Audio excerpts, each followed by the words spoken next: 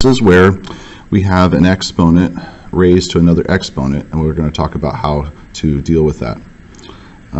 Let's fill in the blanks here. The first thing we do, it says raise the blank to the outer exponent. So you have to take care of this number here if there's a number there. Well, regular numbers work regular ways, so it's 4 and then it's squared. So that would be 16. So 4 is being squared to get 16. So you're going to raise the coefficient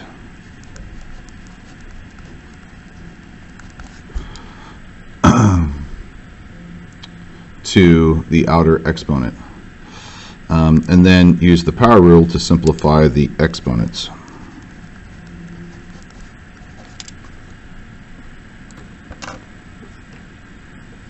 Then the power rule basically says you multiply the exponent times the exponent. So if you multiply those two together, so it's going to be 3 times 2, which would be x to the 6th power. So if you think about what this means, squared means you write it down twice. So x cubed times x cubed would be x to the 6th, since you multiply 3 plus 3 to get 6, or the faster way is to do 3 times 2. So in summary, you do 4, or the coefficient to the power, just like regular, like 4 squared or whatever, and then you take this variable and you multiply the two exponents together. But everything inside there is being squared. So when you get down to a problem like number 6 here, everything has to be cubed. So you're going to do 1/2 times 1/2 times 1/2. You're going to do a cubed cubed, b to the 4th cubed, c to the 5th cubed. Everything gets cubed. All right, so let's run down the left-hand column here. The first one is hard to, well, I guess we can kind of see it. Let me make it a little bit closer. And hocus pocus focus. All right, so it is x squared to the 5th. There's no coefficient in the front. Well, technically there is. There's a 1 there. So we just have an exponent raised to an exponent. So the answer is x to the 10th. Now in the next one here, notice what's going on is not everything is inside the parentheses. The -4 is just sitting out there for free. It's not attached or touching the 3 here. There's an invisible 1 right there. So m to the 1st to the 3rd would be m to the 3rd, because 1 times 3, and then n. We're going to multiply these together. What do you get? 12. And then -4 just falls down. So it's -4 times m to the 3rd times n to the 12th. And the -4 isn't affected. But then when we get to the next problem, the -3 is definitely affected by the 3 out here.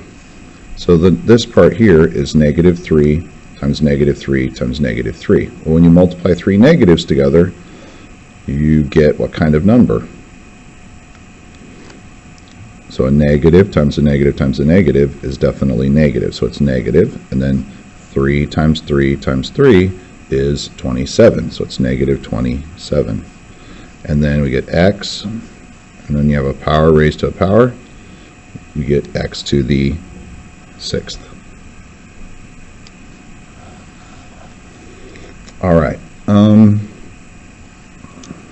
So the difference between these would be, like I said, the 4 negative here is not touching the 3, but the inside here is definitely all affected by the 3.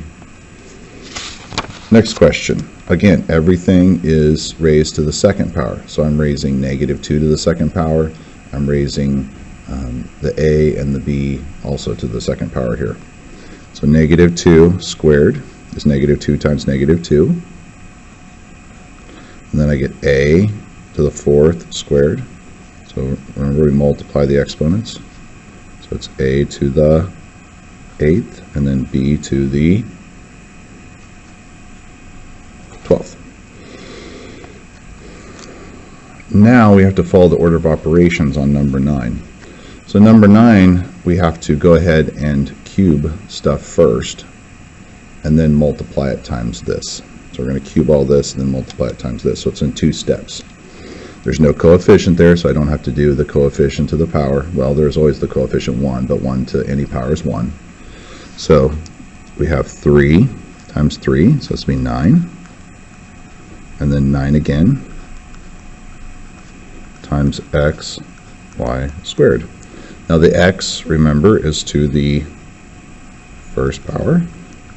So we can get a final answer here. Now we apply the other rule. When we have side by side multiplying, we add. So when you multiply like bases, you add the exponents. So it's x to the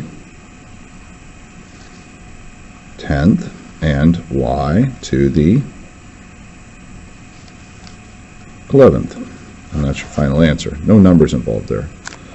Now the next one is a 2-stepper as well. So we're going to square the first thing, we're going to square the second thing, then we're going to multiply the 2 things together. So I'm following the order of operations. I'm doing my please excuse my dear Aunt Sally business. So I'm squaring this part right here.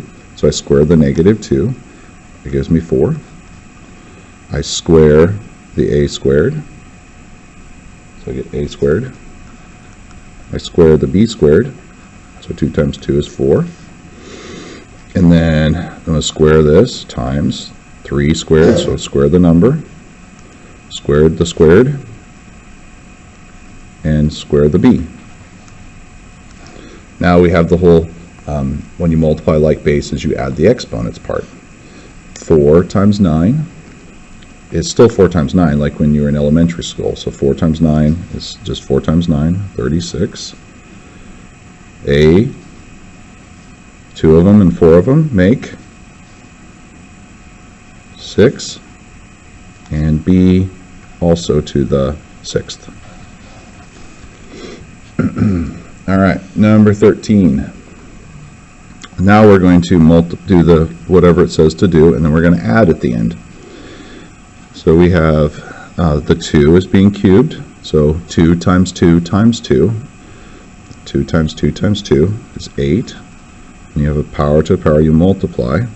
So it's really tricky because you have to change gears so quickly here. We have to think 2 times 2 times 2. You don't want to think 2 times 3 is 6. No, that's wrong. It's 2 times 2 times 2 is 8. And then you switch gears and do the rules for the little baby exponents, or the little baby numbers, the exponents. So 2 times 3, 6. Plus, and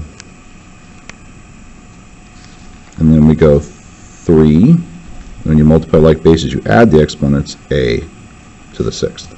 For a grand total of 3, oh, these are like terms, right? So we got 3 things and 8 things makes 11 things. All right.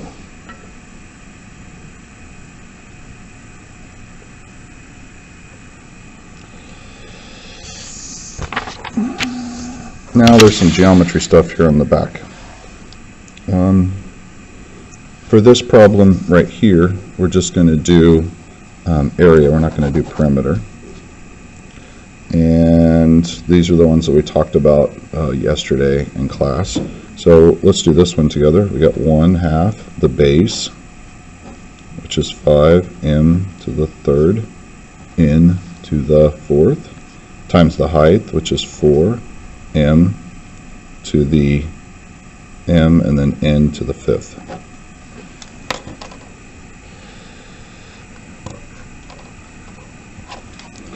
So we just have to multiply this all together. There's no power to power situation, so we don't have to do any of that business. So I have, I'm going to multiply things together here. We're going to do 4 times 5 is 20, and then times 1/2. So just multiply the regular numbers like normal. So 4 times 5 is 20. Half of it's 10. There's an invisible 1 right there, right? When you multiply like bases, you add the exponents. So it's m to the 4th, and then n to the 9th. All right, there's the final answer for this one. And let's go up here. Remember, for this one here, for perimeter, we can do perimeter and area for this one. We do perimeter and area for the next one. But you got to shift this over for perimeter. So if this side's 5x squared, then over here, 5x squared.